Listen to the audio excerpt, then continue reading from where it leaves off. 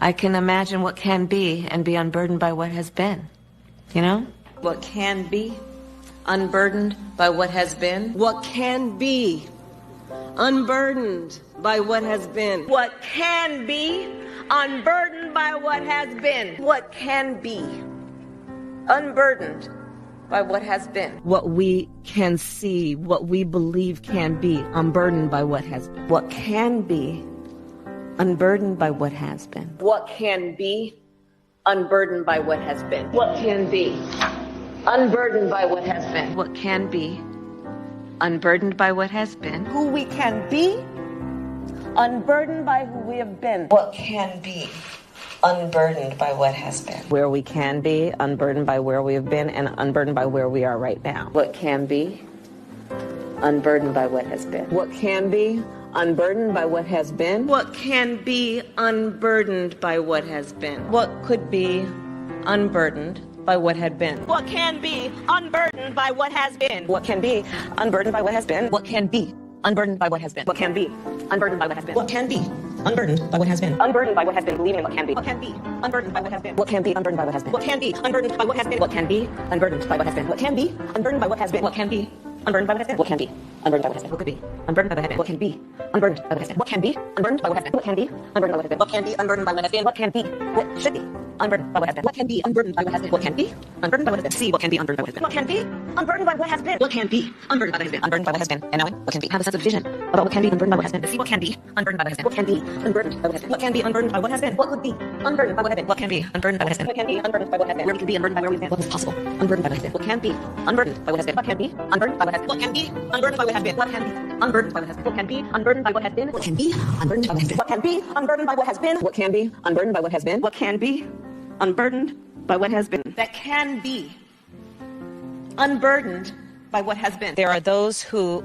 are unable to see what can be, but there are many more who are able to see what can be unburdened by what has been.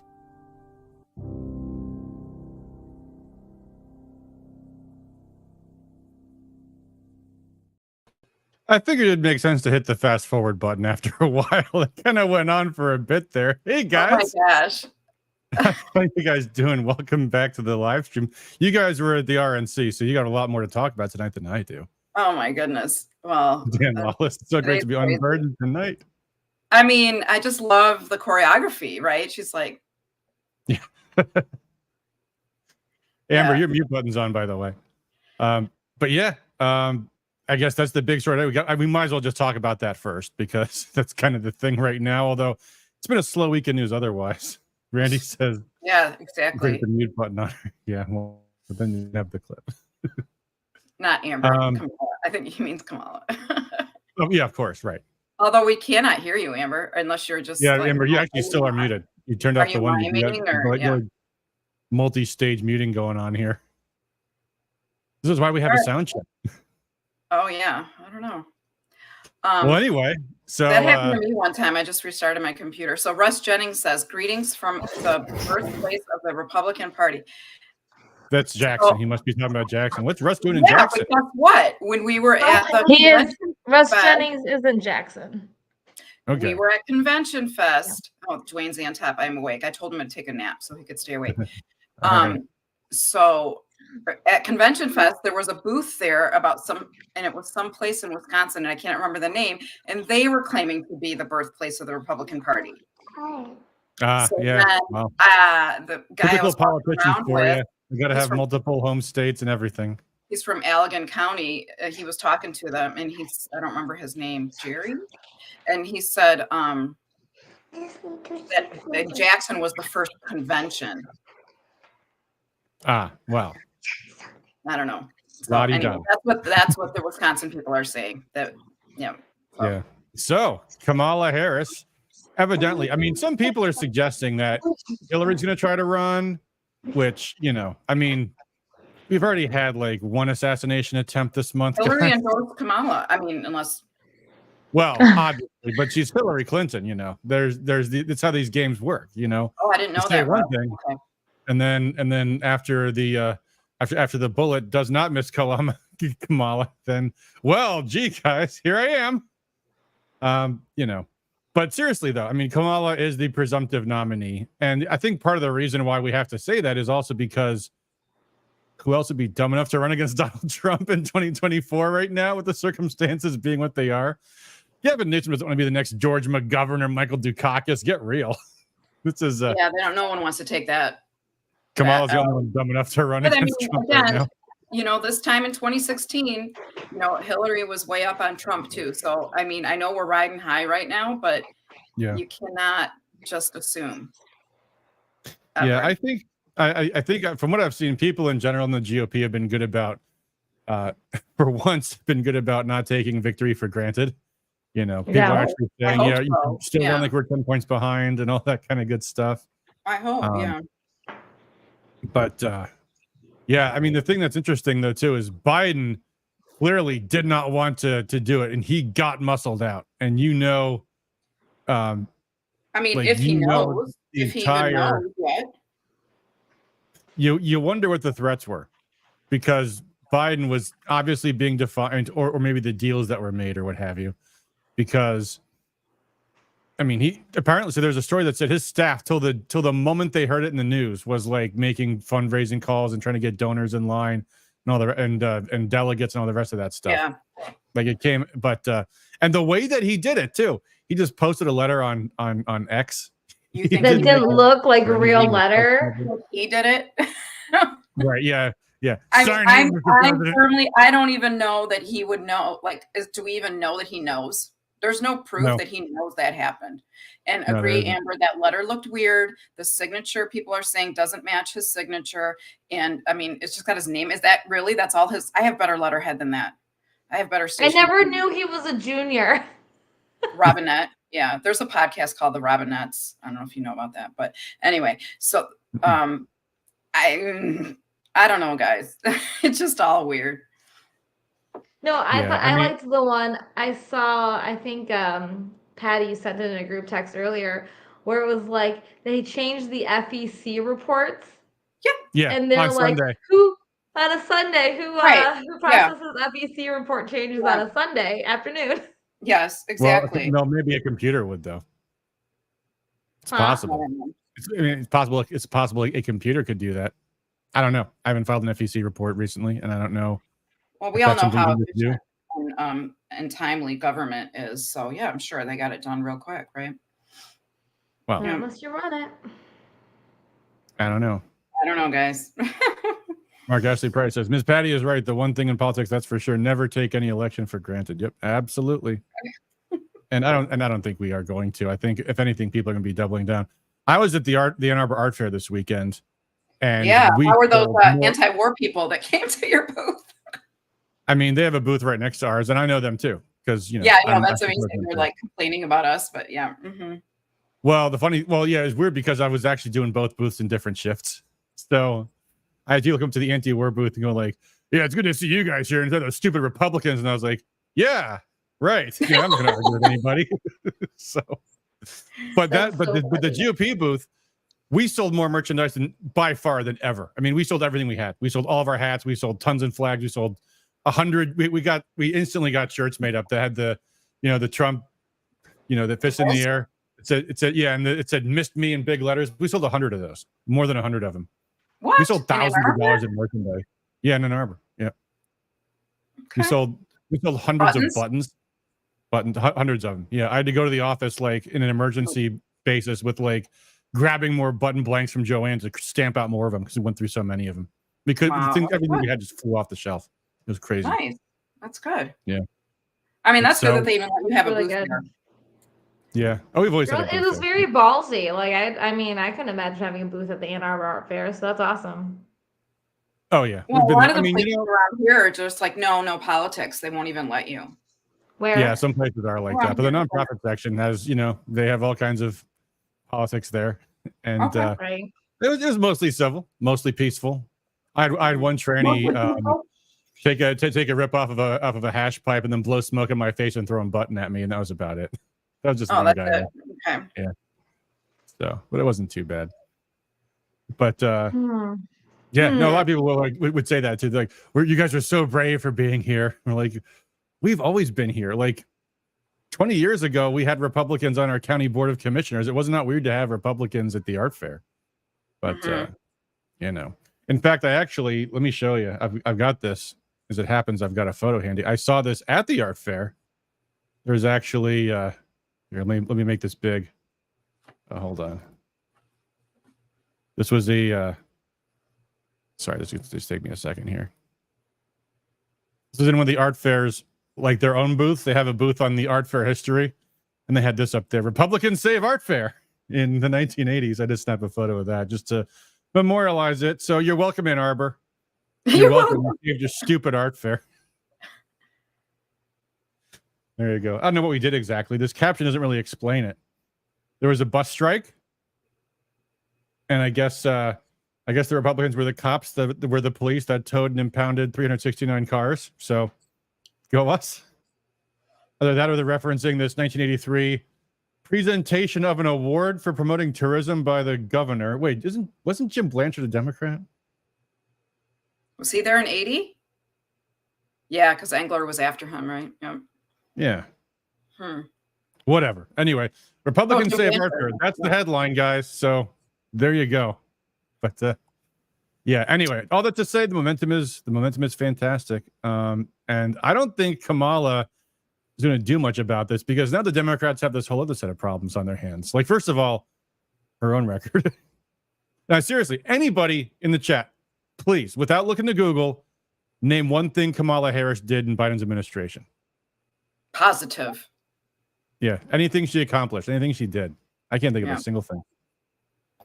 I saw someone in the news was saying Republicans are lying and saying that she was Biden's border czar, but she never had the title of border czar. It's like, oh, yeah, really? Because her title was vice president. That was her title. You don't give her more titles. And she was. You remember this story. Yeah. I mean, Biden spent his whole term giving Kamala Harris menial chores and embarrassing jobs that she would fail at. And he didn't send her, he didn't let her go to Europe. Remember, she was pissed. Huh? Remember, she was pissed. I've never been to Europe. Man, she was mad. Well, go to Europe then. Yeah. Yeah. Let me see what the story was about the border czar. I didn't do much prepping in New York Times. Why Republicans keep calling Kamala Harris border czar.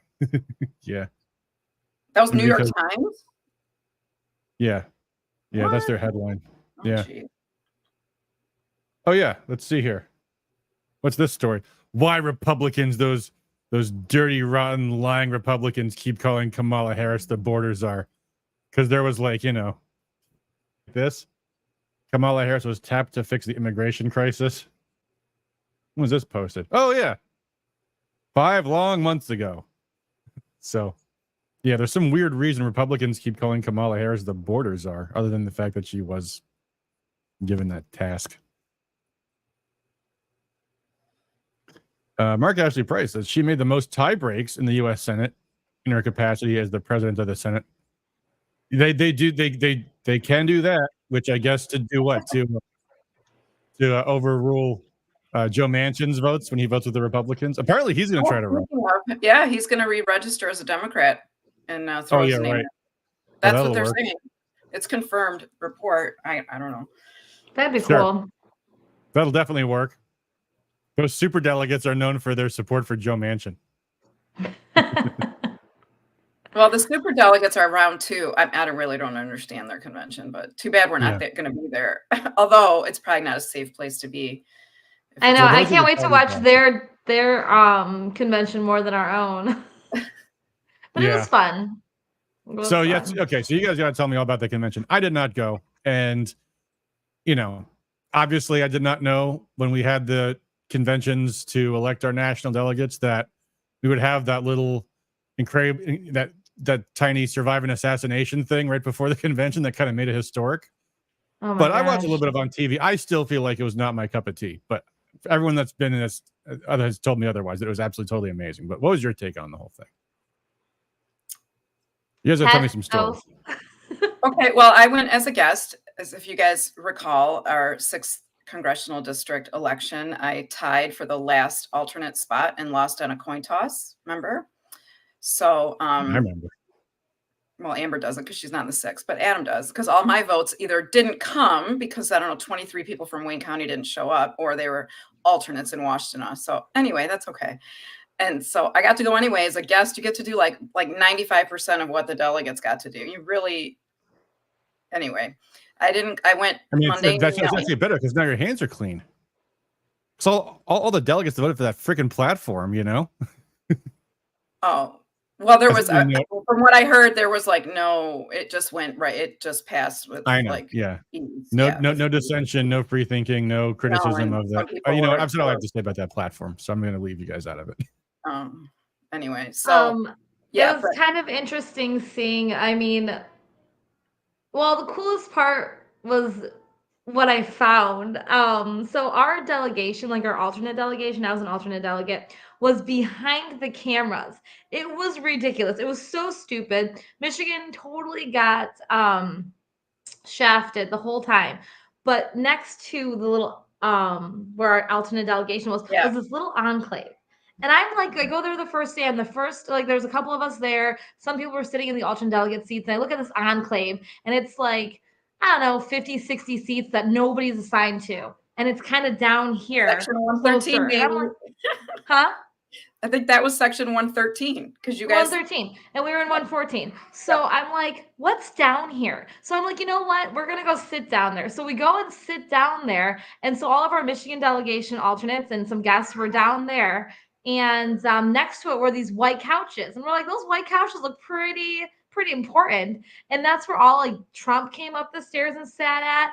Tucker, all the people that sat in the important seats were next to our delegation. And so we were getting selfies the first day. Oh, that was so much fun. My kids are going to be crazy in a minute. Sorry, they're just being nuts. Yeah, that was fun. So because I saw, like, I think Cindy Holland posted, I'm like, how did they get these pictures? Like, I was like, what?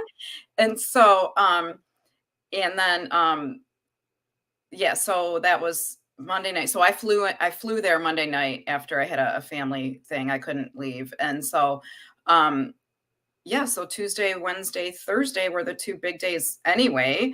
So then Tuesday, and so I sat in that section in like different areas. So Wednesday night I sat on the aisle, but some people like of her with Trump. Well, not quite with Trump, Dwayne, but thank you.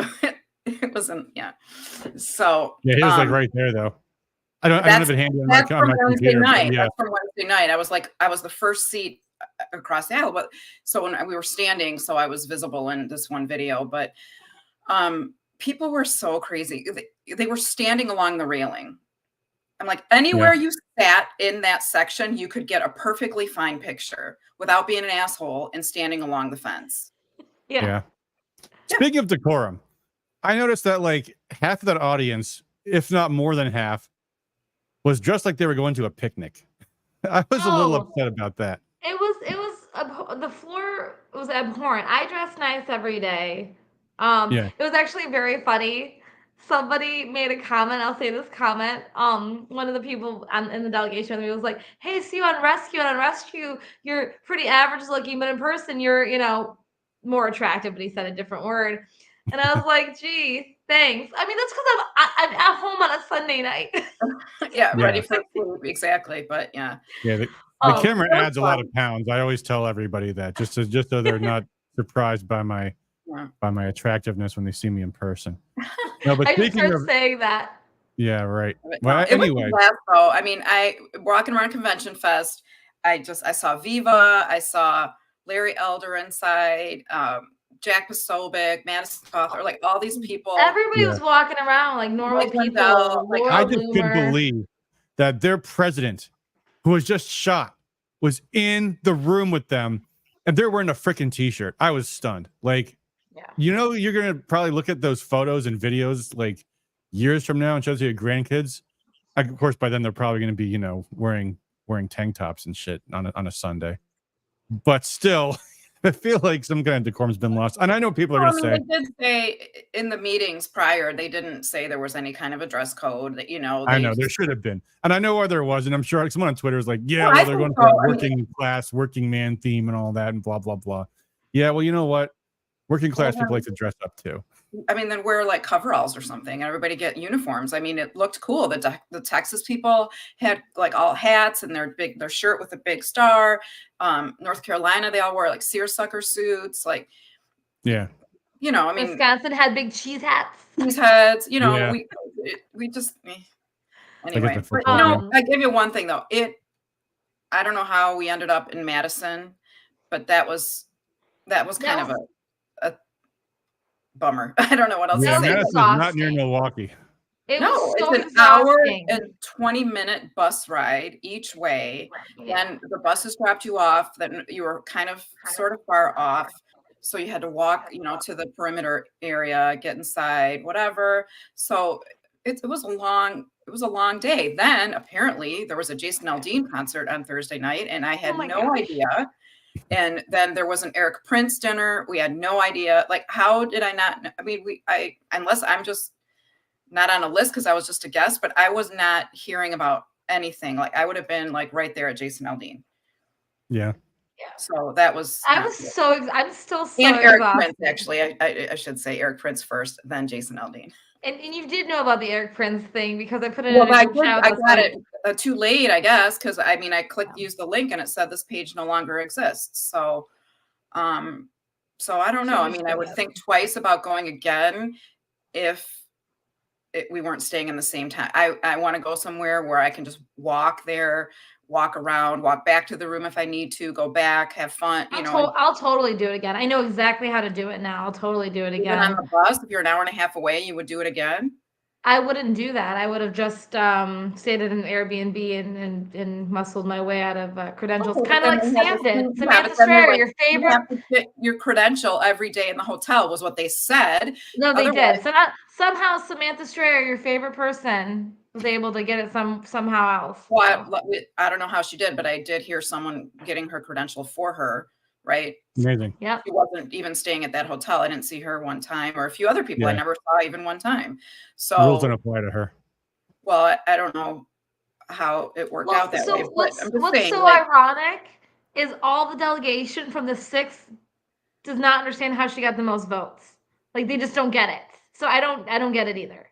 We understand because the Washtenaw Wackos voted as a block, and the Wayne County people weren't organized. There's a strong following of people in Washtenaw, than the Wayne people that were there, I guess, know her. Or I mean, she gave a good speech, I thought. That's what I heard. She gave a good speech. I mean, that goes a long way.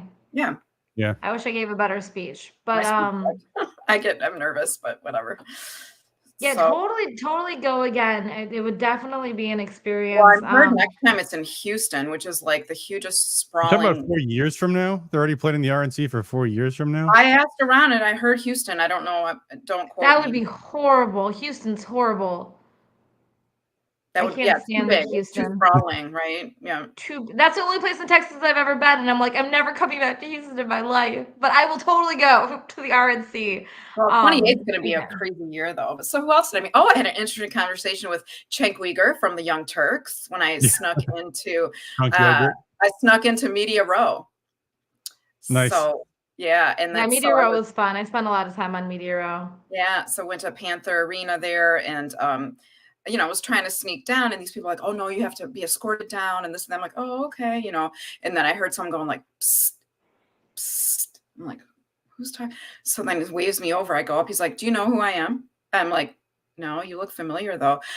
Do you know the church that Trump came to at Turning Point when he did his roundtables? I'm like, yeah. He goes, I'm the pastor of that church. So it was Lorenzo Sewell.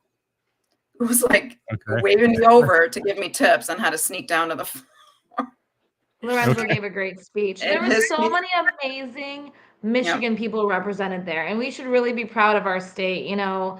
Yeah, I hate the fact that Samantha Strayer's gotten mentioned and not like the actual smart people that were there in the delegation, the good guys, like you know, like Kelly Sackett, for example, and I know there's a bunch more. Well, you guys were there. Andalile killed it. Andalile was a rock star. Andalile, shout out. I don't have the clip handy, but where she gave the speech and said we're home to the worst governor in America. That was awesome. Yeah. She did great. Oh, talking about giving speeches, it was very interesting that Mitch McConnell was booed so bad. That was awesome. And Yeah, I heard about that too. but at the same time, I met up with somebody from the Kentucky delegation later, and they're like, "That was so." We're gonna go. That was so tone deaf. It was tone deaf that you would put Mitch McConnell up to give your speech, your nominating speech. Tone deaf. Like what? He was supposed to give speaking a of that, nominating speech. For their delegation to Trump, the not nominating speech of Trump, but his delegation, the gotcha. votes. Yep, Yeah. casting their Okay. votes.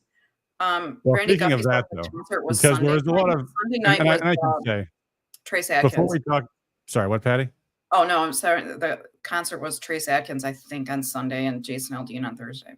But Yeah. sorry. Well, anyway, I'm still chapped. so I mean, I have to say the more questionable choices I think were totally, absolutely overshadowed by the sheer awesomeness of JD Vance being chosen as the vice president. If that hadn't happened, it would have been excited. a very, very different convention, and I think a very different week I'd be having right now, because JD Vance was the hero that we were all rooting for versus the scum, the Washington swamp rats that are being tossed around like Marco Rubio and Doug Burgum. And someone posted a clip of it. It was a photo of Rupert Murdoch and Lindsey Graham up in the nosebleed seats, looking like they're at their own funeral. was what the caption says. Yeah. But that being said, aside from JD Vance, some of the guests that they picked that have become the highlight of the event, Amber Rose. The one that as recently as 4 months ago was saying how much she loves worshiping Satan and all the wonderful things Satanists do, like getting lots of abortions for people. I just love the new Republican Party as a place for me. And then the union boss, the Teamsters union boss, getting up and saying, "Yeah, we're really happy that Josh Hawley is now stopping national right to work laws in the Republican Party. We love you guys," as if organized labor is like going to be our now, and not like, oh, this is great. They're getting their union mafia into our party so they can, keep out a national right to work law. Like all kinds of things going.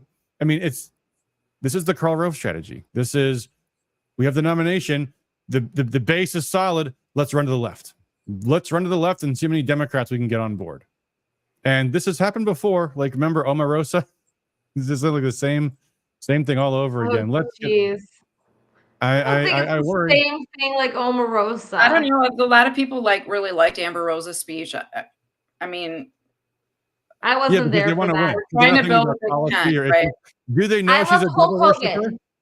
Hulk Hogan was the best speech given out of any of the nights. Yeah, Hulk Hogan was awesome. Definitely. I think I would say Tucker's was the best. I think Tucker's the best. Tucker was the only person who didn't have a speech on a teleprompter. They just gave him 10 minutes. Awesome. He's amazing. That was I heard that they didn't vet anybody's speech. They let everybody say whatever they wanted to. No, I heard the exact opposite, actually, that they made everybody turn their speeches in, and they, in fact, edited them too. Oh, now so only Lorenzo went off topic, and then, of course, Trump went way off. He didn't stay focused, but Trump's speech sounded like, because you remember he said he was going to rewrite his speech after what happened last weekend. I think what he ended up doing was he rewrote. He did the first part was all new, and then the second half was like all his original speech. It was like two speeches crammed into one, because there was definitely a certain point where it's like, okay, now he's back on what he was going to talk about in the first place. I mean, people either you're used to how he talks or you're not, I guess, right? Like, I mean, it was very conversational. That's just how he is, So I don't know. But I think a lot of people, if they were annoyed that it was so long, they just turned it off, right? If they got the first half hour where he was on point and awesome, discussing last Saturday, then that's good, right? That's how I felt. Like, I was up in the nosebleeds at that time because all of the alternate delegates' seats were taken. And so about an hour in, I'm like, okay, I'm going to get up. I don't want to get trapped up in here. I want to go down. What are you talking about? At the speech for Trump's speech. You're on the floor.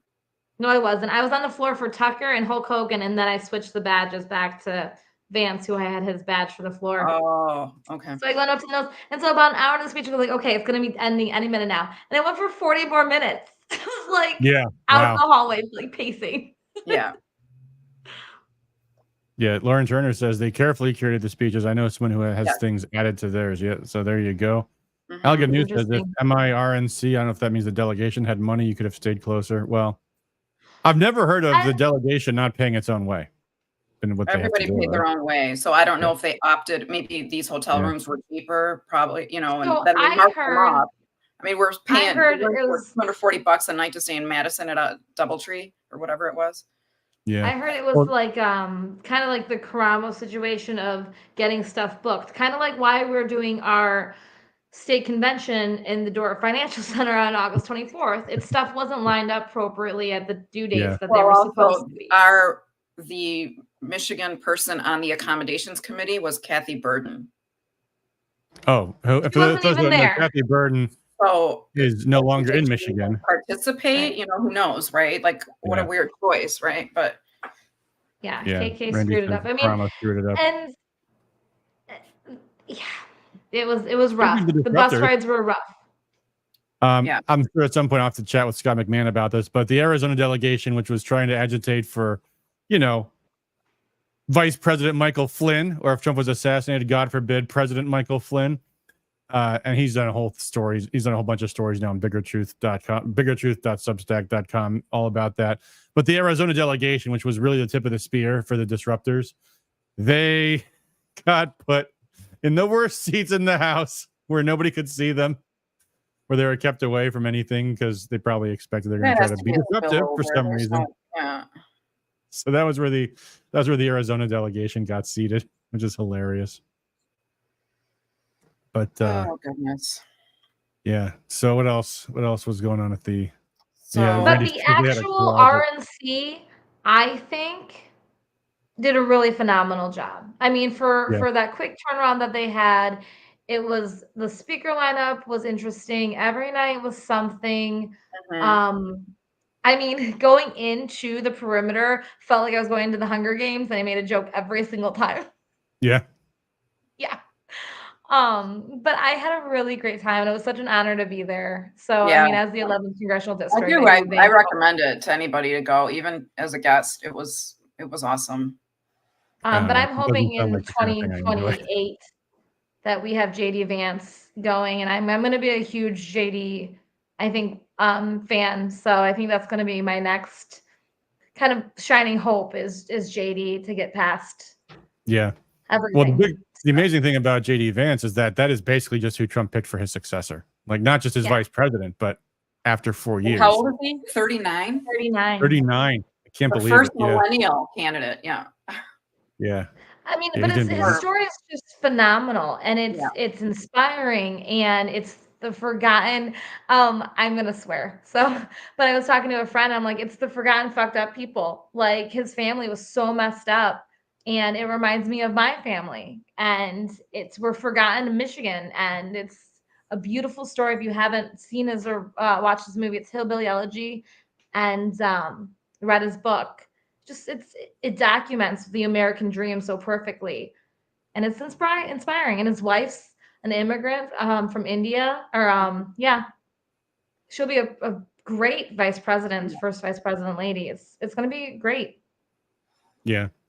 Also, he also did, by virtue of that alone, he just outed Nick Fuentes, who posted some racist shit on his. If you guys don't know who Nick Fuentes is, he's this Nazi punk kid who has a little bit of a following on the internet now.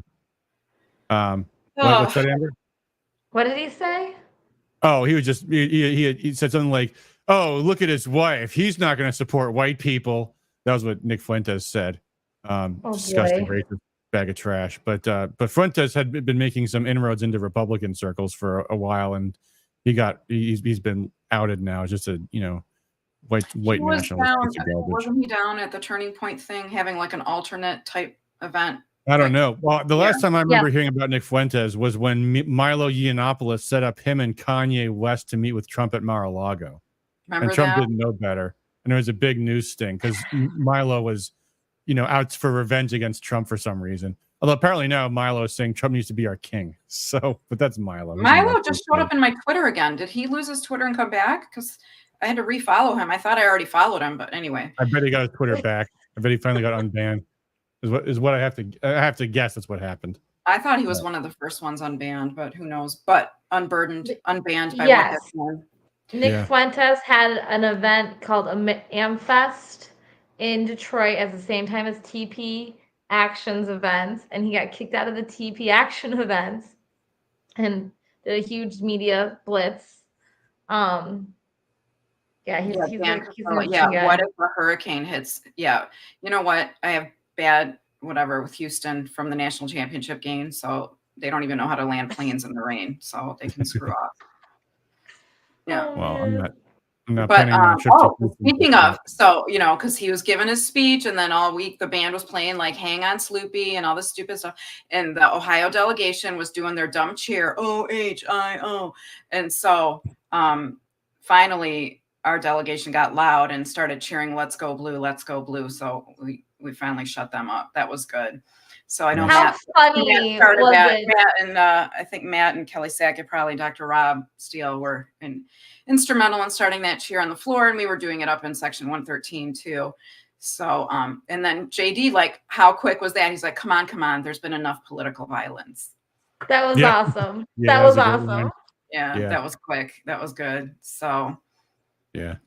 So there was also that rally in Grand Rapids. Did I go to that? I didn't go to that. I'm not a rally person. No, it was a long line though. But I watched it. Well, I watched Sandy Pensler. I watched one part of it. Some people are asking about that. So Sandy Pensler. So FYI, if you've already voted for Pensler and you want to spoil your ballot, I think you can go to your clerk's office if you already voted for Sandy Pensler and get your ballot back. This is obviously a joke, because really, who did that?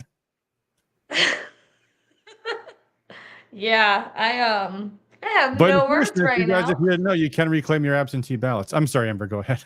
So no, I have no words. Well, I don't want to put you on the spot about that, but no, Sandy did drop out, so I am a free agent.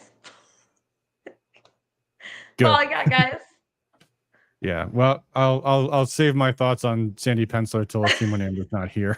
Put it that way. I appreciate that, Ann. That's how I know we're real friends. You guys are great. Yeah. Thank you.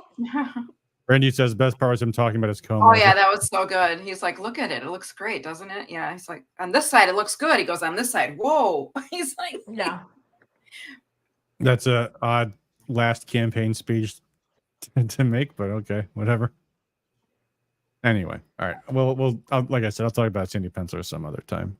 Well, in other news, I am burdened by what hasn't been as far as the Secret Service investigation goes, because apparently Trump being murdered the other day, which was, almost what happened, is not a thing to investigate. Because isn't Gary Peters heading up that investigation, guys? Oh, that sounds reliable. Gary Peters. Well, he is. He's supposed to be heading up the bipartisan investigation. Okay. Mm-hmm. Well, every investigation I've heard of starts with the premise that the Secret Service is innocent and not complicit in the murder of an American citizen and attempted murder. And so many shady things going on. Okay, so Josh Hawley went to the scene and the FBI asked him to leave. And Ron Johnson was saying something about how the FBI told him you're only allowed to ask 4 questions, and wait, who's in charge? All these Republicans should be screaming from the rooftops every opportunity saying, this is all the behavior of people that are complicit in a murder. These are clearly the top suspects. They should be saying that. Like every time they question somebody, I'm sorry, I'm sorry, Mr. Senator, but we can't disclose that because it's part of an ongoing investigation. We can disclose your methods. Okay, well then I have to assume that you're guilty of this murder. You understand that everyone in America knows you guys are guilty, right? Because you're acting like a guilty person. Clearly, you were involved. Tell us more about what you won't tell us, like a suspect would. They should be using their platforms at every turn to say, clearly, you guys are covering something up because you're lying. You're withholding evidence from us. The American people deserve to know. How is it that the Secret Service just doesn't work one day? That doesn't happen. They told Ron Johnson. They told one of them, well, you're going to have to just FOIA it. Oh, okay. We know how those FOIAs work. You ever try to do one locally? Yeah. They're horrible. Yeah, they should. The House of Representatives, because obviously you can't trust the Senate because it's controlled by the Democrats, but the House of Representatives should convene a select committee that has full subpoena power, appoints its own staff that can fully investigate the issue. It should be funded from, the Republican House budget if that's what it takes. Yeah, Dwayne says they're still investigating the Kennedy murder. We might, if you guys don't know, I played part of a JFK documentary this week. We didn't finish it. I might finish that later this show, or maybe another episode. We can do that. But yeah, the Kennedy assassination, we looked at that, and the Secret Service has some questions to answer about that too. But the whole narrative is, oh, we all just fucked up, and they're not even resigning. Imagine the hubris that the Secret Service director won't even resign. But well, now they're saying she's going to House resign. to carry out an investigation with full subpoena power right through the inauguration, and Trump should, and Trump's first act as president should be to appoint, a special prosecutor to investigate the matter thoroughly, because you obviously can't trust the current executive branch. So with the FBI's investigation is going to be complete bullshit. It'll be a whitewash. The FBI is a prime suspect in trying to assassinate Donald Trump. And ditto for the Secret Service itself. Sorry, but that's what the evidence looks. That's what it looks like. Mm-hmm. Otherwise, this wouldn't have happened. Period. I mean, it is that simple. And they keep changing their story. They keep lying. Oh, it was the local cops' fault. Oh, no, okay, that wasn't the local cops' fault. Well, one of the local guys came out and said that is absolute. Yeah, of course it's bullshit. Mm-hmm. Oh, the local cops were in charge of the president's life? Really? And actually, I was watching. There's a good video on YouTube from a former Secret Service agent, not Dan Bongino, although his videos have been really good too. But one of the things that this former Secret Service guy was saying was, actually, Trump should be entitled to more protection as a candidate than a former president, because you have all of the disrupting democracy kind of stuff that goes on with, the nominee. Like this is now the potential future president. That means he is entitled to an even higher level of protection than even a former president would, for that reason alone. And of course, the Secret Service denied their application for more security. So yeah, people are joking about the sloped roof, right? Yeah, and that's the other thing. The one and only sloped roof. The one and only most obvious place where the shooter would be. The other snipers were on a sloped roof too. Yeah, a more sloped roof. Took him out, right? And then what about the guy in the gray suit? What's that all about? Yeah, a whole other. Some guy in a gray suit went up and was like, "Send this picture to this number," and da da da. I'm like, it was so weird. Yeah. I don't know. Well, if only Trump and the Republicans had some kind of national platform, they could have demanded a full investigation. No, honestly, it's probably a good thing they didn't. Probably a good thing Trump was being the bigger man. I wonder if we're just stupid or complacent. I just don't know at this point. Is everybody running our country stupid or complacent? They are pretty stupid. There's an overwhelming amount of mediocrity that's now acceptable in this world in everything we do. It's really bad. That though is scary. That when it comes to running the country and protecting American interests abroad, the government couldn't be more incompetent. But when it comes to destroying liberty, spying on people, suddenly the government can't be more competent. So I don't entirely buy this incompetence excuse, because it's a great excuse. Oh, I didn't know. Oh, sorry, we done fucked up. I don't buy that. I do not buy that. And bureaucracies are good at this kind of behavior, like the bureaucracies that knocked Biden out of the race. They know how to engage in these kind of schemes. That's what they're good at. Bureaucracies are expert at doing these kind of things. So every single one of them, I mean, it's like, I think Scott Ritter was talking about this. You have to imagine Trump was killed that day, because the conduct shouldn't be any different. It should be like, lock everybody down. No one's leaving this room. All of your phones are getting seized and scanned and everything. Like, nobody is going anywhere until we get this all sorted out. And yet that didn't happen. Because I guess that, firefighter didn't matter. That's the thing. And those two other people, do we even know the status of the other two yet? We don't. We've heard they recovered. Who knows? Okay. It's very sad. Yeah, there's some. Dwayne says, and there's been some. I saw someone on somewhere on the internet made a whole article joking about this. He's to hire roofers, Yeah, but they have had, they got the B team there, right? Every single day occurrence at the Secret Service to protect, to cover security at an event. Mm-hmm. So, Allegan News says, so shitloads of Fourth Amendment violations. Yeah, not when you're a suspect. Then you got to get a warrant. And by the way, also, government employees often have no expectation of privacy when they're in their official duties. Nor should they. I mean, they're public employees. Yeah. On Rumble, Hurlbag says JD is the one Buckeye I can support. Sorry, I forgot to read Rumble, so I had to get that one out. Yeah. Yeah. I mean, I think now it's just focusing on. I mean, what Adam do you think we should focus on now? Doors, Well, training speaking of that, delegates. I just bring this up. I'm still focusing on the primary. And guys, we still have time to drop more mail in some of those races. We have our candidate survey.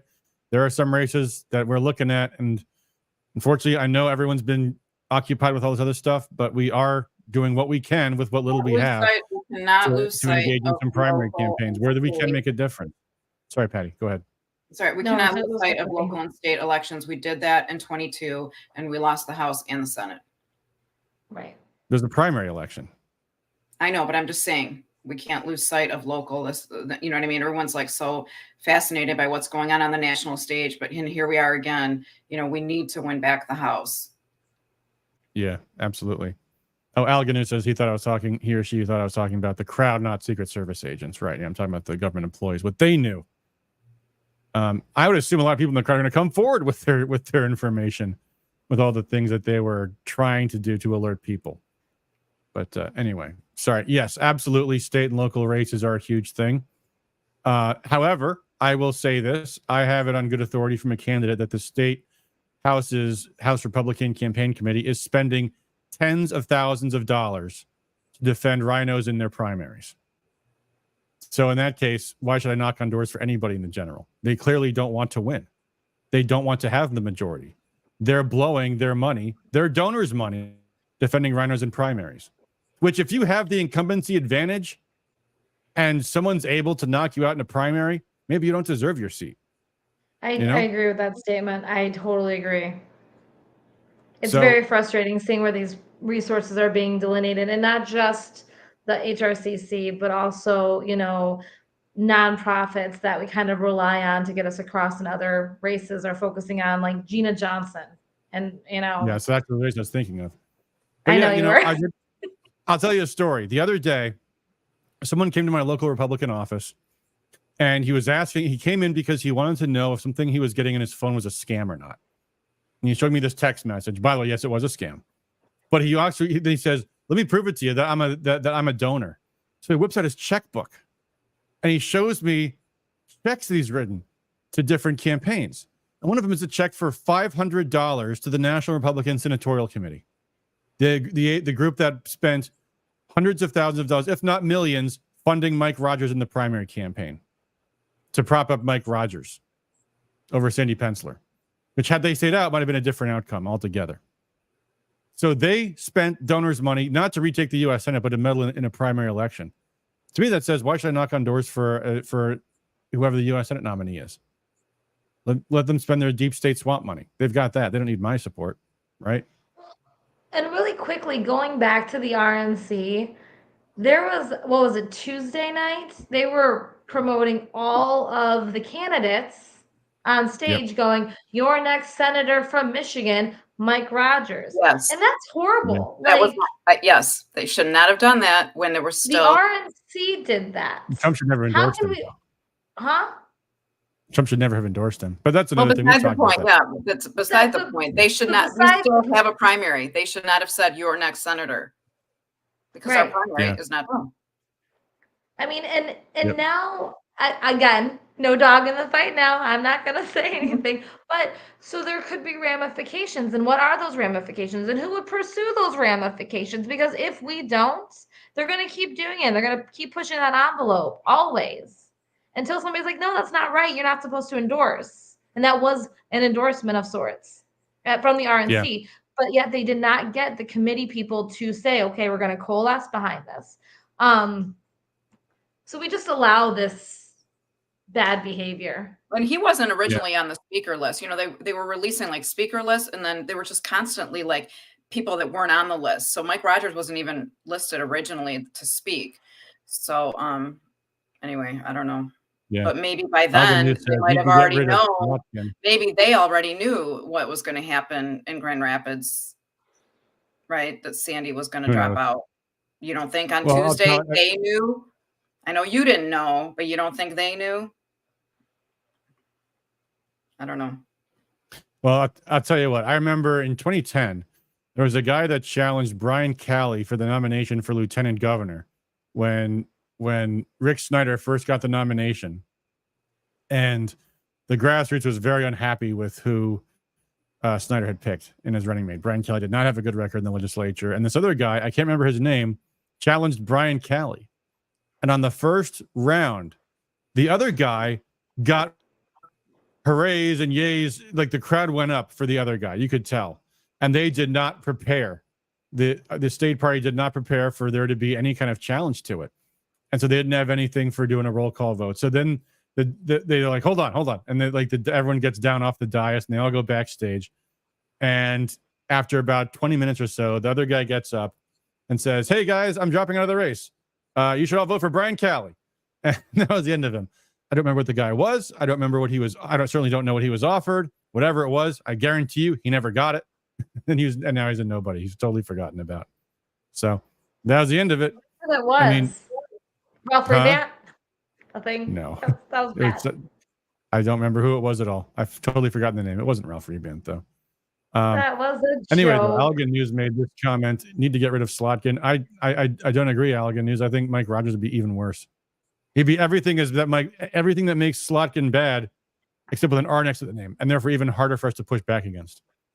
Rogers might even be worse on all the surveillance stuff. Actually, no, he's equally as bad as Slotkin. Equally as bad. But having a Republican in that seat who'll probably be voting to impeach Trump. Let's be real. Mike Rogers probably will vote to impeach Trump if it comes up, if he has the opportunity to. He was campaigning against Trump before he announced he was running for U.S. Senate. He was going to run against Trump for president. That's how sick this guy was. What about Zuckerberg? So Did you see Zuckerberg's who's worse, any given Democrat or Adam Kinzinger and Liz Cheney? You know? The rhinos are very, very, very damaging, especially that kind of rhino, the extreme rhinos. I'd still say Adam is worse. But me too. Adam's way worse, but yeah. I'll let Adam go on. I mean, I get what he's saying, though. I get what he's saying. I've made this argument a million times, so I don't need to make it again. No, yeah. Adam's the king of the argument. But no, we have to come up with biggest lie in politics. A good plan. We have to come up, I don't know, with a good plan. There's no strategy. Win your precinct, knock on doors, become a poll worker. We did sign up some poll workers at the art fair. That's good. But it's amazing to me how people come up to me and they're like, "What are you guys doing?" I'm like, "What do you mean? What I'm doing? What are you doing? I'm here volunteering. Yeah. Where are you?" Let me tell you what you need to do. That's my favorite thing. Do you think this all just happens for just by magic? Do you think someone else is doing your job for you? I mean, if you guys aren't going to be patriots, who will?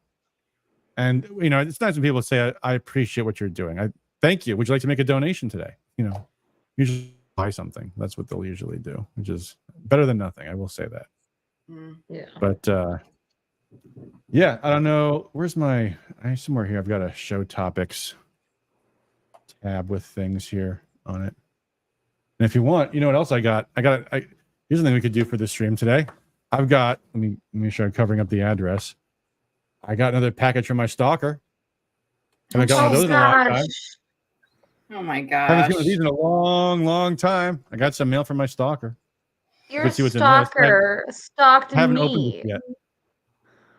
She did. That's right. Yes. She did. Yes. She threatened my kids too. She was gonna steal them and you guys were gonna raise them together. Oh, it's a book. She sent me a book. Project Soul Catcher. Oh, why'd she sent me this book for her soulmate? I was gonna, I thought it was gonna be like from her because I've got literally for those who don't know, I have a duffel bag. I got a 30-pound plus duffel bag of diaries this woman has written to me. Because I worked in a campaign 15 years ago and she called me slick and thinks I'm very smart and has fallen in love with me or something. This is I don't know. Wow. Materials which will render the induction of hypnosis easier, otherwise enhance its blah blah blah. And then just get cropped off. Anyway, okay, so Project Soul Catcher, and then what's this? Covert Harassment Conference, Brussels. What does this say here? Dear Adam, apparently I owe you a tremendous apology. You don't have a you don't have a stalker. He's correcting me. You have a co-stalkee. I had to be forced to even Google you. I thought you were instructing me in your plan to expose contract stalking. I'm not going to read this whole thing, but this is please don't. that is what she's really written to me. So there you go. So anyway, I'm not going to read the rest of this, but I sent this to my Republican Party office. So there you go. I guess she's not happy I called her my stalker. So anyway, she's just co-stalking with you. You're stalking her. So. Oh right, yes, that's right. I'm you guys are her. co-stalking each other. Well, if she just stops sending me these things, I'll stop stalking her. How about that? We'll call it a truce. We'll call it a truce, Linda.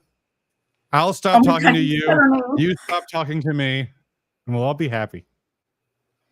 Okay. Sharon Darlene says JD Vance was against President Trump in the past too. People accept that JD changed. Why couldn't Mike Rogers change his views too? JD Vance was criticizing Trump in 2015, 2016, something like that, and then he met him. Whereas Mike Rogers, the former chairman of the House Intelligence Committee, was attacking Trump all the way through into his presidency and up until the moment he decided to run for U.S. Senate, which is weird. Like, that's usually when you start being suspicious that maybe people are being inauthentic. When it just happens, they change their opinions right when it benefits them politically. That is a distinction.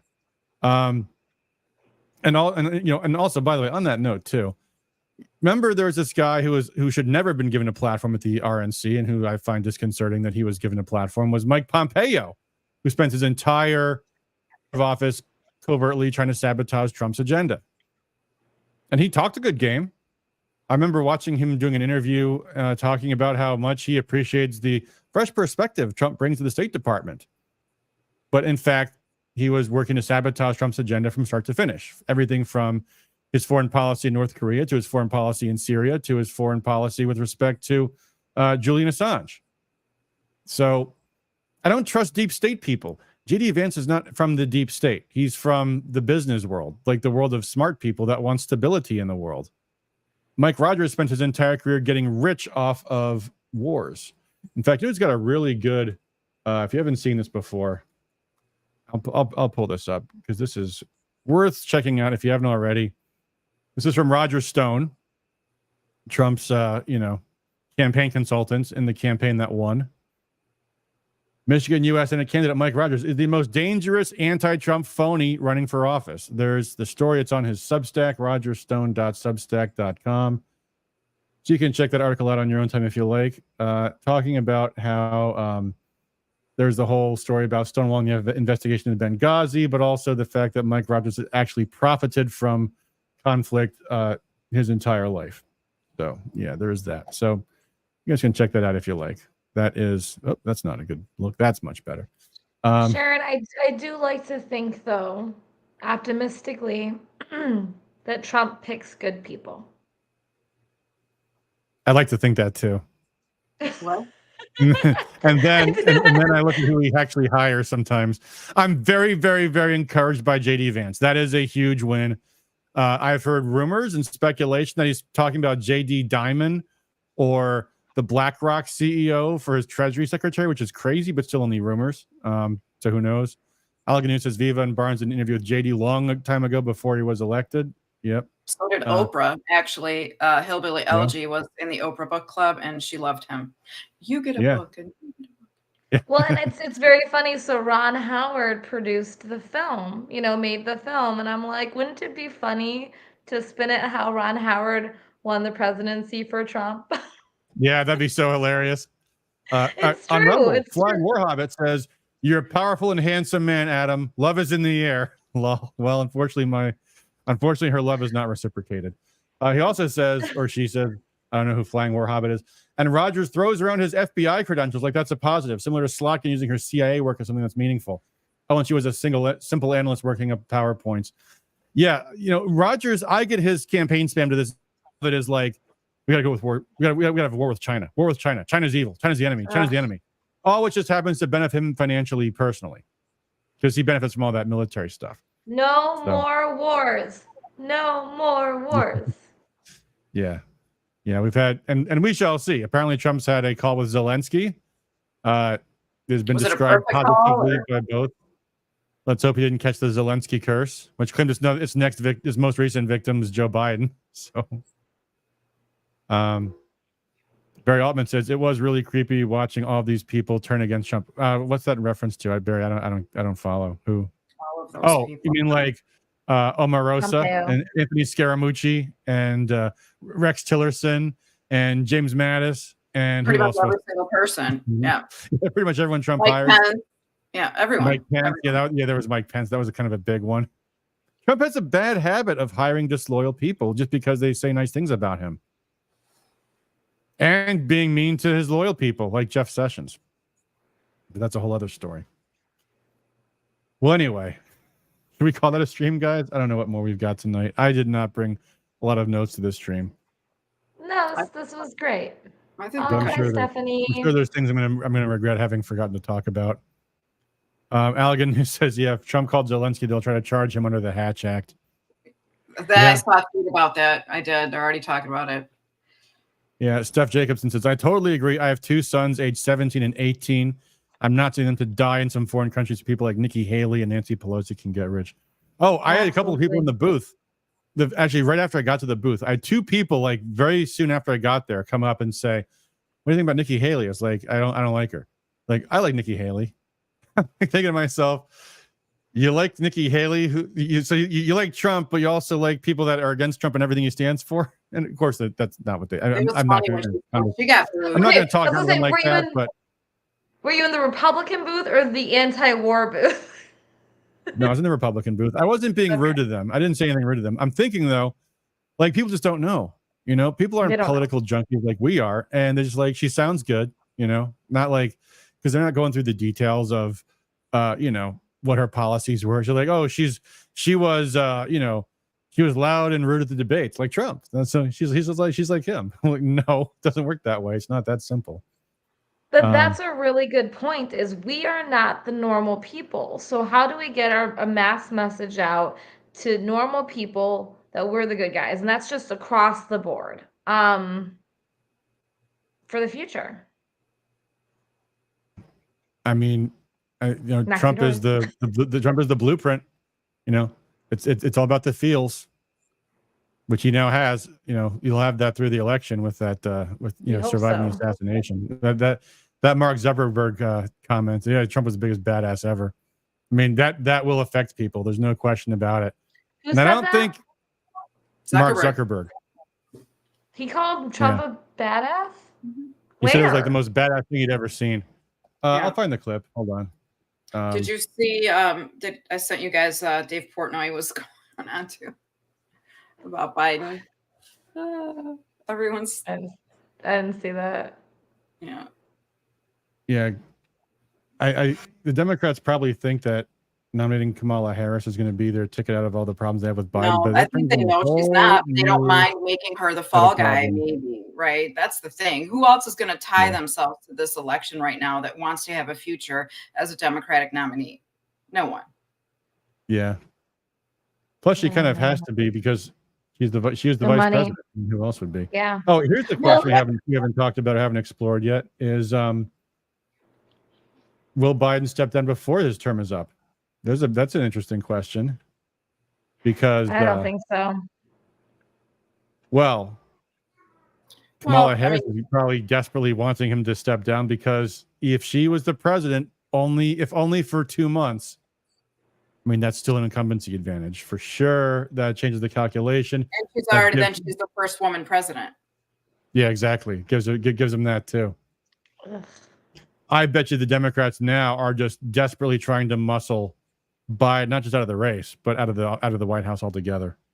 Well, why would you want to take that away from Governor Whitmer, guys? Yeah, Whitmer can keep on. They all had their tweets ready to go, man. Like right after, you're a patriot, Joe. I'm like, oh yeah, that's the first word I think of when I think of Joe Biden. Yeah. Her book sales are doing horribly, so let's rally around that. Yeah, track the bestseller list. Apparently, did you see the last video she just did? She had some major roots. Yes. Like her hair? Yeah, her gray. Yeah. And so, because remember what she told everyone, just Google it. Google how to cut your own hair. Remember during COVID? So I do. Yeah. You're so funny. That is very funny, Patty. Yep. All right, here I found the I stopped clip. coloring my hair a couple years ago. So Here's the clip here. Hold on. he's such a turd. Doing that this time, and that includes, not endorsing either of the candidates. Now, look, I mean, there's obviously a lot of crazy stuff going on in the world. I mean, the historic events over the weekend, and I mean, on a personal note, it's, seeing Donald Trump get up after getting shot in the face and pump his fist in the air with the American flag is one of the most badass things I've ever seen in my life. But so I've never really watched him be interviewed, but I think, look, it's some level as an American, it's like hard to not get kind of emotional about that spirit. Believe it or not, this is actually the more human Mark Zuckerberg has looked. He usually looks even more robotic than this. Really? The shaggy hair helped, I think. I like that backdrop. I want like I was just at art fair. I couldn't find a single thing I wanted at art fair, but oh well, that's probably a good thing. Keep my money. Excuse me. Anyway, billionaires. So basically, Mark Zuckerberg before January 20th, a lot more. That's a good point, Barry. Biden is now he's now unburdened by what has been, because he is he's the commander in chief with no election to look forward to. So think of the maybe pardons he'll try to do something absolutely horrific in Ukraine, to cement his legacy. Maybe he'll launch a nuclear strike against Russia. Who knows? John C. King says, "Is that real or a cheap fake?" Hard to believe he would say that. I mean, I think it touched people. It really did. So was he saying that to say that he wasn't going to dump millions of dollars into our campaigns? Is that what I'm assuming that was about? Yeah, but he's not probably on the other side either, though. He's not getting involved at all. Okay. I totally believe that, because he totally didn't get involved in dumping millions of dollars into the last election. I believe John King when it's deep fake. Deep fake. Yeah. I mean, Zuckerberg is a deep fake, but I would like to believe that. There's a lot of stuff I would like to believe right now, and I'm gonna keep my head down and go all in for JD Vance and Trump, and I'm really excited. Yeah. Allegan says she will add Pete to make the DEI ticket complete. Yeah, they could do that too. And say the reason why they lost is because there was a black woman and a homosexual. Yeah. Also says, wish we had Florida's law that does not allow running for office whilst in office. Whitmore got elected for VP. I'm confused by that second half of that, but I don't know if I agree with that, because otherwise JD Vance would have to retire from the U.S. Senate. I wouldn't want that. He might have to anyway when he wins, but Rand had that problem. We had to run for president in 2016. Bad timing, but just coincidentally. But had Trump not run, he'd have been my guy. But he also did Senate election that year. Yeah. So Alganu says, got all my signatures submitted for my second term for city council. Awesome. Congratulations. Good job. There you go. Hurlbag says, I'm always skeptical of those with a 3-letter agency pedigree. You should be. They're not whistleblowers. They're suspects. Mm-hmm. All right, guys. I think that will do it for us for tonight. We will some other night finish off JFK2. And thank you guys for tuning in. Amber, Patty, if you guys have anything you want to promote or plug or announce. I just want to make sure everybody remembers, if you want to run for school board, the deadline is Tuesday, 4 p.m. So there you go. School board races. We are having, I have events now. Woohoo! We are having a Patriot Yard sale. This is our fourth one that we do in the area of the Commerce White Lake area, where we're accepting donations in Commerce, and we're promoting the VFW Hall on Union Lake Road in White Lake. So we're accepting donations, anything and everything. Message me on Facebook and I'll give you an address. What else? You have events for what? Are you back with OCRP? Oh no, just doing my thing. Doing your thing. Okay. You said I have events now. Okay.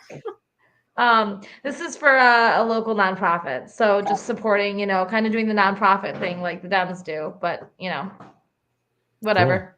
Cool. So, yeah, that's about it. on Rumble, Funny Too says, my hope is Trump's sense of humor is why he mentioned Jamie Dimon and other globalists he mentions for positions. Well, the pick of JD Vance was very, very, very, very encouraging. So I wonder if, because Tucker was saying how JD is a very good friend of mine, and Don Jr. said JD is a very good friend of mine. So I'm wondering if they had some influence there. Yeah, I think Don Jr. is more street smart than Don Sr. At least with politics. Yeah, and way better than Ivanka. I'm glad he's more involved now and she's gone, but she did make an appearance finally Thursday. But let's hope she's gone. I mean, we're all trying to forget about Jared Kushner, but you never really know. Well, no, anyway, I mean, I think relationship. You know what I did it. I'll bet the subpoenas got Javanka gone. That's what happened. Which, thank God, because I think Don Jr. and Eric, they enjoy the fight, huh? You think who did what? I think all the subpoenas, all the court cases, I think all that got Jared and Ivanka just to say they were gone before. If you remember, after the election in 2020, when everyone was still fighting or whatever, Ivanka was posting her goodbye to Washington, D.C. on social media. She was checked out as of then. Okay. Yep, taking pictures of her kids in like different areas and saying goodbye and how much she enjoyed her time there when she had it and blah, blah, blah. She's been gone since, she was never involved in any of the election stuff after, nothing. I hate every minute of Washington personally. Stephanie says Amber should move up north now. And agreed, he's my favorite Trump. Absolutely. Yeah, I don't remember who it was saying, that they're more afraid of Don Jr. than Trump because he's so much more down to earth and just Allegan News, all nonpartisan races, not just school boards, have their filing deadline of Tuesday. I think a library board, if you want to run as an independent, is that this Tuesday or did that pass? I'm not sure. We don't have city council elections. That's why I didn't mention it, but yeah. Yep. Or last all right, year. Guys, that will do it for us for tonight. As always, thanks for all you for Liberty. We may have more streams during the week. I don't know. We'll see. It last week has been completely insane for me. This week probably will be also, but we'll see. All right, guys. Till next time. Peace.